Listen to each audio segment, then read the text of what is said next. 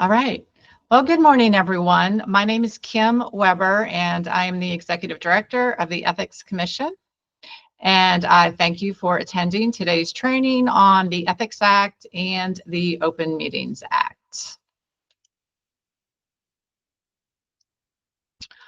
Before we get started on those topics, however, let's talk about what else the Ethics Act or Ethics Commission is involved in. The Commission helps determine whether someone is eligible to serve on a county school board. The Commission interprets a few code sections of the law outside of the Ethics Act. They include Statute 61-1015, which we're going to talk about today because it has to do with prohibited contracts with county officials. Also, the Commission enforces the Administrative Law Judge Code of Conduct. So if you happen to also serve as an ALJ, we are going to be posting a training video for you all on our website. That should be up in a couple weeks. Also, lobbyists need to register and make certain disclosures with our office. And finally, certain people need to file financial disclosure statements with our office. And I have a slide on that, so we'll touch on that when we get there. All right, we're going to turn to the Ethics Act. And these are the main topics of the Ethics Act to keep in mind as you're going through your day-to-day activities in public service. Using public office for private gain, accepting gifts from certain people or asking for gifts from people, a name and likeness limitation, prohibited public contracts, voting, conflicts of interest, and outside employment restrictions. So first of all, you want to be on guard from using public office for private gain. And the general rule is that you may not use public resources, whatever that might look like to you in your office, including the prestige of your office, for someone's unlawful private benefit. There is a de minimis exception. So how many rolls of toilet paper is too many rolls of toilet paper is not discussed in the rule. And our advisory opinions are forever changing. So it is a moving target. So your takeaway should be any use of public resources could result in more than a de minimis use. There is an explicit exception in the Ethics Act that allows public officials and employees to keep travel-related bonus points. Now, that's not to be confused with non-travel related bonus points. And here's a real-life example of someone who violated the Ethics Act. In this situation, we as the commission actually initiated a complaint, which we have the power to do, because we caught wind of an administrator at a college or university that had used bonus points that he, on behalf of his college, had earned. He was in charge of ordering uniforms and such from a certain vendor for his athletic program. And he used these bonus points, however, for himself, for some swag and such that was for him and his family that was not related to the college. And you can see how that complaint turned out. And I have some other real life examples of illegal private gain that we have taken up here at the commission. And these examples came to us by way of complaint that have been settled. And we call our settlements conciliation agreements. And all of these agreements can be found on our website. Here's an example of one. A mayor had town employees fix water leaks at her house or his house while that employee was on work time for the city.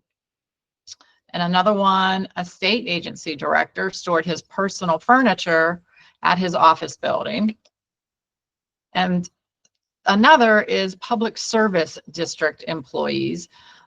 They had proximity to some unused PSD equipment that was quite valuable. And what they should have done is surplused it and gone through the proper process for getting rid of unused property. But instead, 6 of these employees got together and sold this equipment on eBay and kept the money. And somebody caught wind of it and told the Ethics Commission, and the commission initiated a complaint in this case as well, or in these cases. And all of the employees agreed to conciliation agreements in those cases. So we have some other real life examples to share with you. And this came to my attention from a phone call from someone who worked at a county clerk's office. Actually, it was a county clerk's, office. And this employee had suspected that the clerk was filling up the county dumpster with personal items on the weekend. And so she checked the video, surveillance video that she had access to, and saw that it was in fact the clerk and the clerk's husband using the dumpster. Another way that the Ethics Act can be violated is by using the prestige of your office or your employment for somebody's unlawful private gain. And in this case, a complaint was filed after some local police officers were called to a circuit clerk's home. Someone called in a disturbance, and during the investigation, the police officers decided that there was grounds to arrest this clerk. And the clerk put up a fuss and said things like, you know, I'm the circuit clerk, and I can cause trouble for you and your department if you arrest me. Well, the officers did arrest him, and somebody ended up notifying us of this, and a complaint was filed. Another thing to be careful of is using office equipment for private gain. There was an advisory opinion, this was not too old, maybe 2 or 3 years ago, and a county health department asked the commission whether it was okay to let its employees use their county-issued cell phones for their personal phones. So this was more than just the occasional phone call on the agency phone, which would probably be de minimis, but this was actually using the phone as a regular personal phone. And the Ethics Commission said that would not be okay unless the employee helped pay for that phone. And that's true even if this phone had an all-inclusive plan, unlimited number, or unlimited time.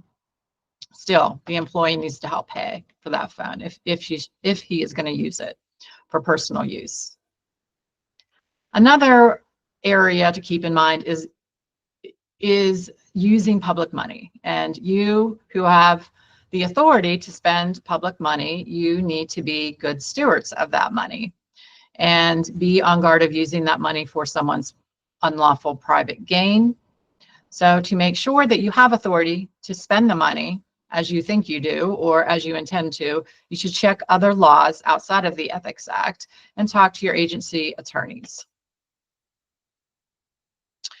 And here's an example that came to us. This was a brand new advisory opinion from earlier this year. And in this advisory opinion, the county clerk asked whether it was okay to approve using funds so that public officials could attend a certain seminar or learning experience. And this one was called the West Virginia Leadership Program. And if you're not familiar, it's a prestigious program where you need to be invited to attend, and it is open to public officials, public employees, and other people to apply. But it costs $4,000, and it spans several weekends during a year. So it is both a money commitment and a time commitment. So this clerk wanted to make sure it was okay that she used county funds to pay for this. And what the Ethics Commission said was it is okay under the Ethics Act as long as there is some kind of express or implied authority that can be pointed to, and or there is an overriding public benefit that justifies paying these expenses. But the most interesting part, and I think informative part of this opinion, is that it expressed a duty to clerks and other public officials that are making these approvals their duty when approving payments like this. And the Ethics Commission said that if the elected public official claims that her participation in the program provides an overriding public benefit, and the request is not illegal on its face, then the public official can rely on the other official's assertion and need not investigate and come up with her own opinion on whether it's appropriate. All right, pop quiz. And this is actually something that was written by Mr. Roush. And I lifted it from something he had written once that I thought was very clever. And the question is, does the pursuit of an ill-conceived, foolish, money-wasting project constitute a violation of the Ethics Act? And our advice is not necessarily. Although the failure to wisely use public resources in a good way and maybe using it in a foolish way could violate other laws, maybe terms of grants that this money was intended for, and maybe it'll cost the official her next election. But even under those circumstances, it may not be a violation of the Ethics Act. Under those conditions, even it has to result in an unlawful private gain. That's the key for an Ethics Act violation. Nepotism. Everyone's heard of nepotism, probably has a good story that they read about on the news about nepotism. So the Ethics Act does address it, both in the statute and in a legislative rule. And generally put, the law says that a public official or employee may not directly supervise or participate in the working conditions of two groups of people, relatives and people they live with. And the Ethics Act actually defines what relatives are included in this prohibition, and you can read those there. But I would like to point out that your public agency might have a different definition and a different limitation on nepotism. And so if your agency's limitations are more strict than the Ethics Act, then you of course need to follow your own agency's nepotism prohibitions as well as the Ethics Acts. And here's a new example, an advisory opinion on nepotism. I believe this is our most recent one. But in this one, a mother and daughter were working as co-workers. Neither supervised each other, neither was involved in the hiring or daily assignments to the other. So under those conditions, the Ethics Commission said that it would not violate the nepotism rules for the mother and daughter to work in the same office. And next we have, let's see here. We have an employee appreciation guideline that can be found on our website. And in that guideline is a provision on retirement gifts and events. And what you need to know generally is that when you are spending public money on these types of things, there are limitations. For public employee recognition events, the limit is $25 per employee per year. And when it's a retirement event, you can tack on another $100 of public funds used for a commemorative item. And there are some more details to be aware of if you are planning one of these events. So please look at the guideline on our website. You want to be careful not to use your position to make commercial endorsements. So for example, after you may attend, let's say, a training with a private vendor, you attended something that was helpful to you in your job or in your personal life, and this was something that you paid for or your agency paid for. And a lot of times these companies like to send a survey after and ask what you thought of the situation. Let's say the survey asked you to rate different categories on a scale of 1 to 5. And the problem might arise if you fill out that survey and if the company then uses your survey to promote its own company. That could be a violation of the Ethics Act. And this is another brand new advisory opinion. And this one's interesting because it interpreted a provision in the Act that we very rarely come across. And it has to do with a public official or employee hiring a subordinate to do private work or selling something to a subordinate in a private capacity. And in this case, a county school board member wanted to hire a school bus driver on the bus driver's free time to chauffeur the board member around to his private job and other endeavors. And the Ethics Commission said that was not okay, that it was prohibited, and it would be a violation of this solicitation of business to subordinates provision in the Ethics Act.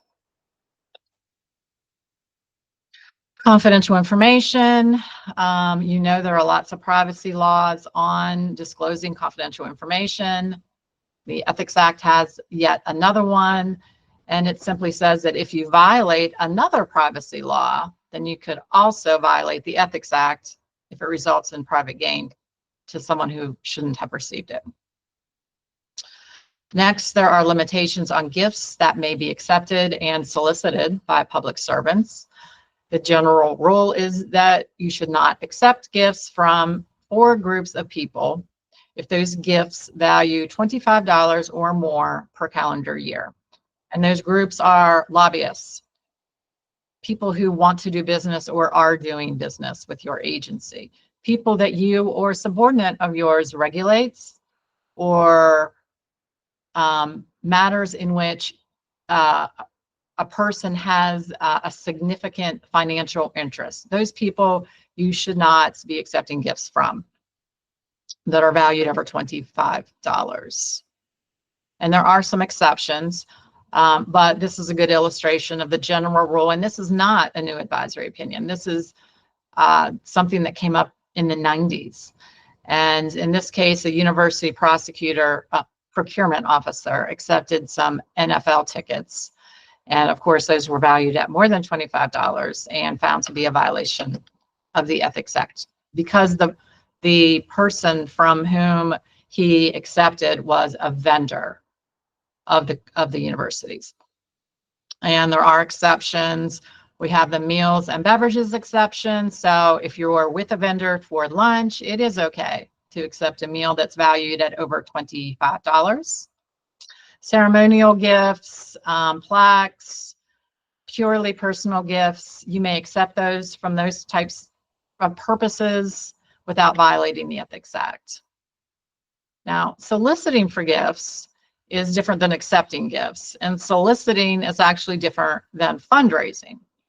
When the Ethics Act talks about soliciting, it is talking about asking for a donation without offering something in return. And you should not be doing that unless the solicitation is for a charitable purpose. And we are currently preparing a guideline, and it should be on our website next month.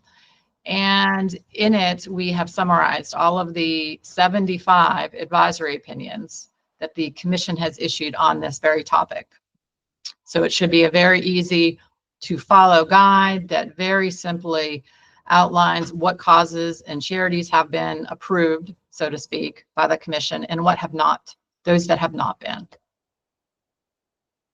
The name and likeness provision simply prohibits using public funds to promote a public official or a political party. There are exceptions to that. I'm not going to go into, but you can find that guideline, that law on our website. Also, this is a provision in code that is not in the Ethics Act and is not enforced by the Ethics Commission, but it's good for this audience to know about. And it prohibits governmental entities from dedicating a public building after a sitting public official. So after the public official leaves office, this prohibition would not apply. Another area in the Ethics Act is prohibited interest in public contracts. And this provision applies to all public servants. And it says that public servants or the private boards that they serve on may not have a financial interest in public contracts under their authority or control. So buzzwords here: authority or control.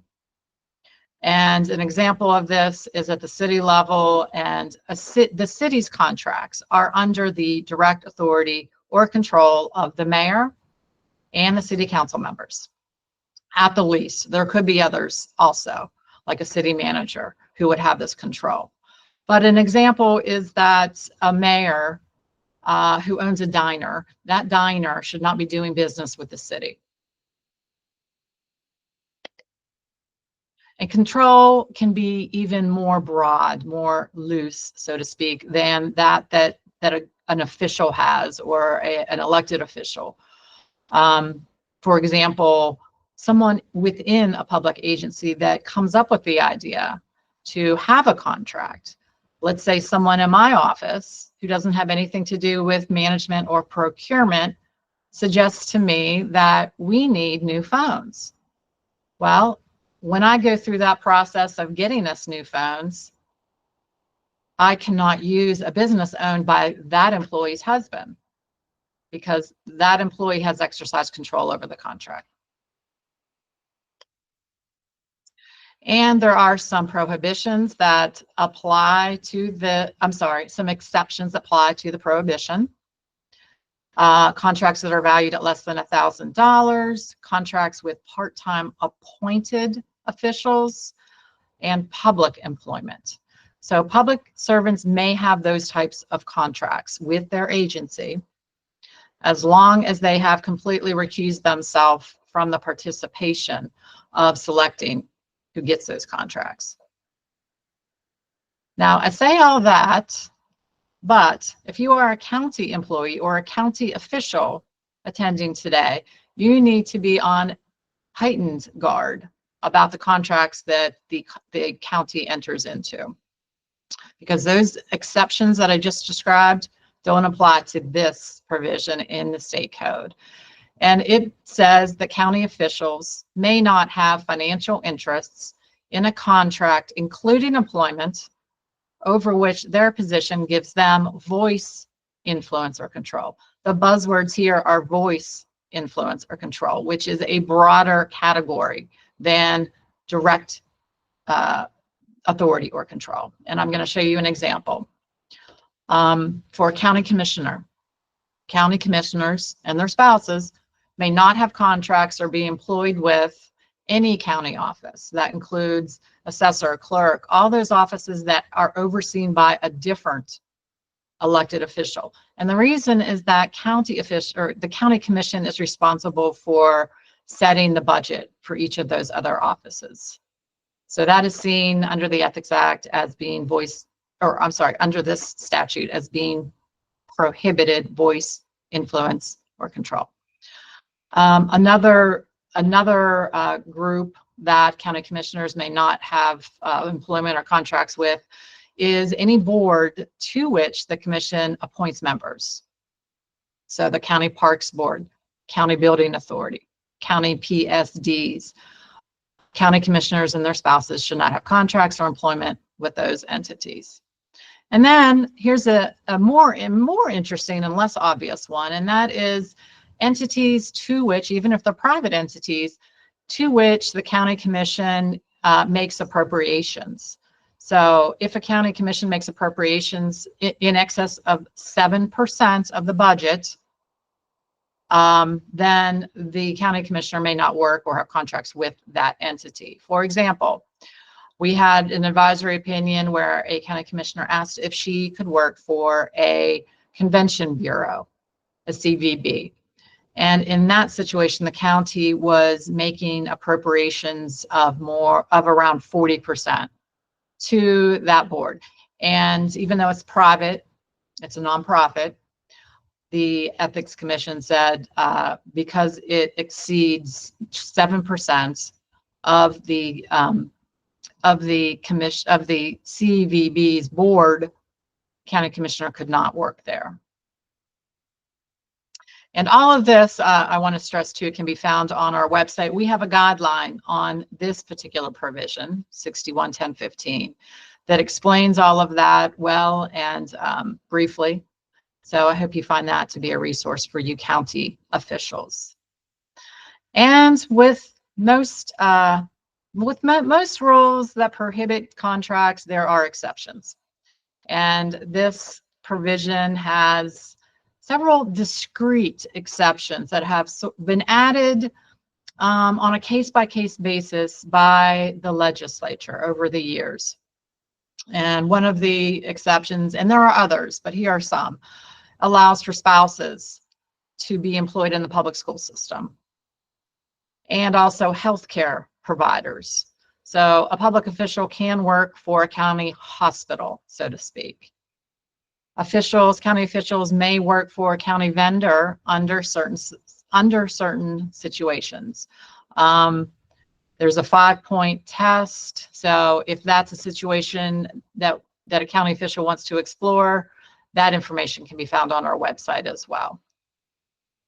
And one of the newest exceptions that came about was that it's okay for a county official to hold contracts for goods and supplies he or she may supply to the county if the county official is the lowest bidder and if the contract would not violate the Ethics Act. And I can tell you this is something that we have not been presented with yet. No one has filed a complaint with us under this exception or asked us for an advisory opinion. So in that way, it's still very new. And here's an example of an advisory opinion from last year. It was asked by a County Farmland Protection Board member. And the Ethics Commission said that the board member may not participate in a public farmland program where the board would pay him for an easement. So because there's a financial interest by the board member and because no exception applies, he could not receive money from the board for an easement. Now, having said all of that, there is also a mechanism in place that allows both county officials and all all governmental officials and employees to request an exemption from these contract prohibitions. And for example, we have one now that we're working on that the Ethics Commission will take up next week. And it was asked by a county commissioner who also serves as a solid waste authority member. And this person wants to hold a contract with the solid waste authority.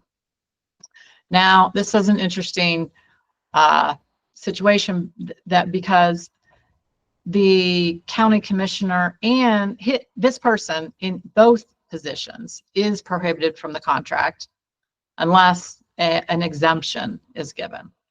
So that will be taken up by the commission, and the commission will look to see whether the solid waste authority has adequately asserted a undue hardship. So if you're interested, you can attend by phone to our next meeting and see how that turns out, or you can go to our website because after the meeting, all of our contract exemptions are posted. Voting. The Ethics Act has limitations on voting, and the rule is that a public official should not vote if she or an immediate family member or business that they're associated with has a financial interest in it. And public officials should not be voting on personnel matters involving a relative. And there's an exception to the prohibition, and that is our class exception, which is not a big class. It's only a class of 5.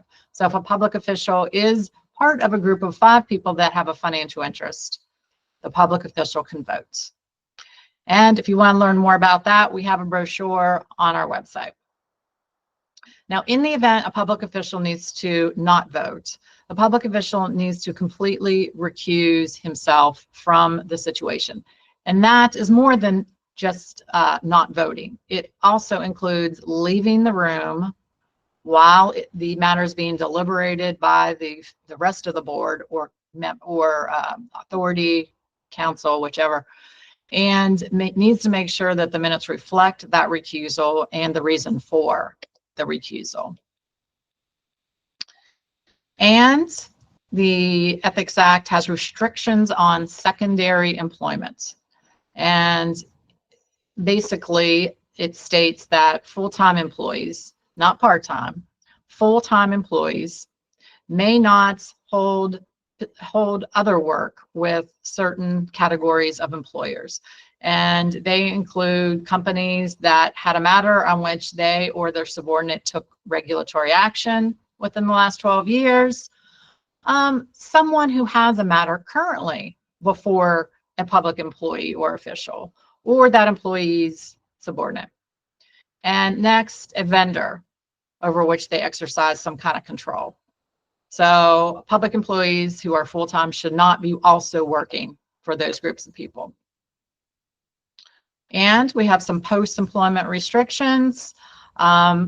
This prohibited representation would pretty much be limited to attorneys and maybe some engineers who might want to advise and appear before another public agency on a matter which they already participated in with their employer's agency. And we have a revolving door prohibition, and this applies to a limited group of people as well. It applies to elected or appointed public officials or full-time staff attorneys and accountants. So only people in those categories are subject to the 1-year revolving door. And we're getting toward the end of the Ethics Act prohibitions. And one thing to know about is the requirements that certain public officials and certain public employees have to file financial disclosure statements with the Ethics Commission. And that is different than financial disclosure statements that have to be disclosed by candidates for public office with the Secretary of State's office. That's a different matter altogether. So if you or your subordinates fall into one of these categories, 1 through 3, you or your subordinate should be filing financial disclosure statements with us by February 1 every year. And state contracts need to be disclosed with the Ethics Commission if they're valued at over $1 million. And a form for doing this can also be found on our website. And another disclosure that needs to be made is lobbying contracts. If a public agency has lobbying contracts, they need to be disclosed with the Ethics Commission. And finally, we're reaching the last couple slides in the Ethics Act presentation. We will then move on to the Open Meetings Act. So this is a good time to type in any questions or comments if you have any. Or you can just send me an email if that's more convenient or suit your purposes better. But you can see on this slide, these are the possible sanctions that the Ethics Commission may issue for violations of the Ethics Act.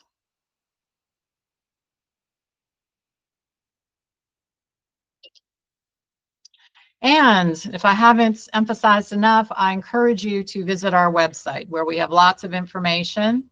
We have contact information for everyone who works here.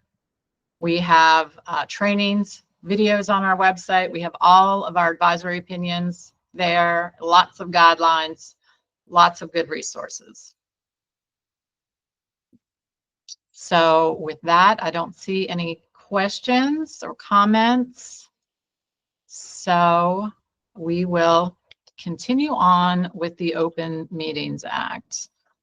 Now, it looks like my slide is cut off a little bit, but let's see. The Open Meetings Act applies to probably every entity that's here in this room and in government in West Virginia, the state, county, or municipal levels.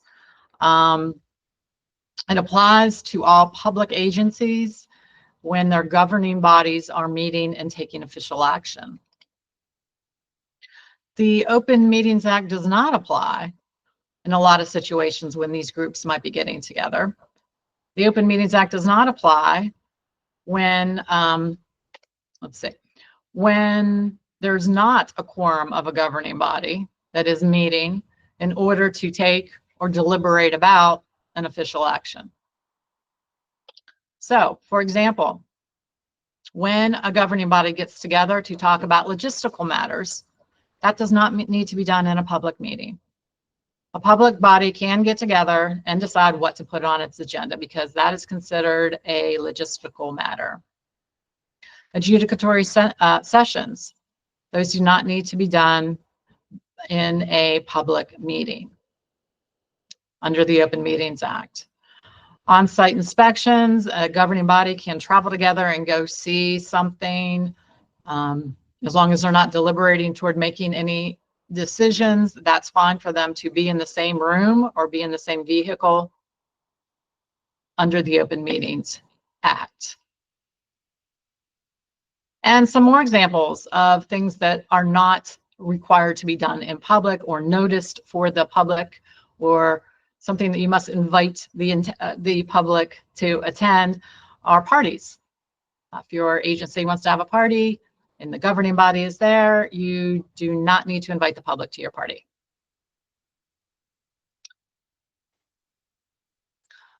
Now, this is an advisory opinion from 2023, and it just makes clear something that we suspected all along, and that is that the Ethics Act does not require public agencies to make a physical meeting space available. And we came to believe that during COVID, when we were all having our meetings virtually. When we took a good look at the wording of the Open Meetings Act, it doesn't actually require a physical meeting place. It does not require that the public be allowed to speak or even speak at a meeting. And it does not require the public to be able to see the meeting. What it requires instead is just that the public may see the may hear the meeting.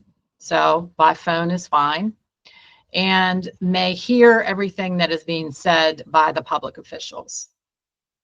That's what's required. So these virtual meetings that we've been having during COVID are fine under the Ethics Act or under the Open Meetings Act, and may continue. Now, when you have a meeting that does need to follow the procedures of the Open Meetings Act, certain things need to happen before and during and after the meeting. And this is true whether it's a virtual meeting or an in-person meeting. First thing, you have to provide notice to the public of the meeting. And if you are a state agency, you must also provide this notice to the Secretary of State's office. And the time for this notice is usually 3 days. Sometimes it's 2 days if it's a special meeting. Now, for state agencies, however, the law requires that your notice be given 5 days in advance of a meeting, and that notice needs to be given to the Secretary of State's office. Now, in the unlikely event that an emergency meeting is in order, then there just has to be the as soon as possible notice given to the public. And conceivably, that notice might not be any notice at all. It might be something that needs to take place immediately and without giving an opportunity at all for notice to the public. And if that's the case, that's the case. Emergency meetings are not common. There is a high threshold in order to qualify for holding a special or an emergency meeting. Now, also before the meeting, you have to provide an agenda, and the agenda needs to be reasonably specific. The standard is that people in the public have an indication of what it is you will be taking up during the meeting. So logically, the commission has said over the years through its Open Meetings Advisory Committee that entries on an agenda like personnel matters, old business, new business, those are insufficient to put the public on notice as to what's going to be taken up. So more detail is needed on an agenda. And a very good rule of thumb to remember is that you should not start deliberating anything that's not on the agenda.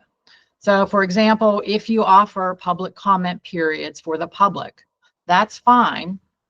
It's not required by the Open Meetings Act, by the way. But if you offer that and you do get public comments, if a member of your governing body thinks that's a great idea and wants to jump on it right then and take up a motion to pass a resolution or whatever, that should not be done. What should happen is that issue should be placed on the next agenda to be properly noticed and taken up at a later meeting. Executive sessions. Executive sessions can only occur for certain purposes. And the most common purposes that we see and hear about are personnel matters of particular employees or public officials. But even when you go into executive session, most of the time you still have to take your official vote in public after your executive session. Matters that involve commercial competition, that if you would disclose them to the public, they could interfere with your negotiations or your bargaining power. Those things can be taken up in executive session. And things that are confidential and are risk disclosing or will disclose confidential information can also be taken up in executive session. Our most recent advisory opinion was from this year, and in this opinion, the Committee on Open Meetings found that a county commission may meet an executive session with its attorney to discuss matters covered by the attorney-client privilege. Now, what was new about this was the clarification that this is not just pending litigation that can be taken up in executive session. This is other matters that don't involve pending litigation. Those can now clearly be taken up in executive session. Okay, so we are rounding out this presentation. This slide describes what your minutes need to look at. And when I look at the requirements of the Open Meetings Act for minutes, I notice that not much is required. A lot of detail is not necessary in your minutes. Now, if your agency wants a more detailed rendition of what happened in the meeting, then that's fine. The Open Meetings Act does not prohibit that. But just know that a lot of detail is not required. It's pretty bare bones.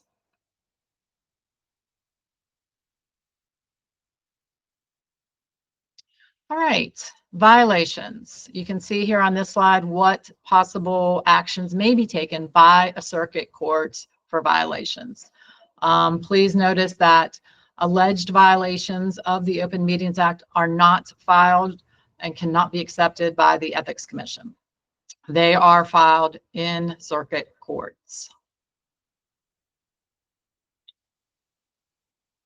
And this is our contact information and our website address. And say again, invite you to contact us with questions. Contact us by phone, by email, however you feel comfortable. We do have a fast turnaround. If you want an email from our office, you will often get a response within the day or 2 days. That's our goal. If it's super complicated, you're going to have to wait a little longer, but we're pretty good here to get things turned around fast. If there's no more, I will say goodbye and thank you for attending.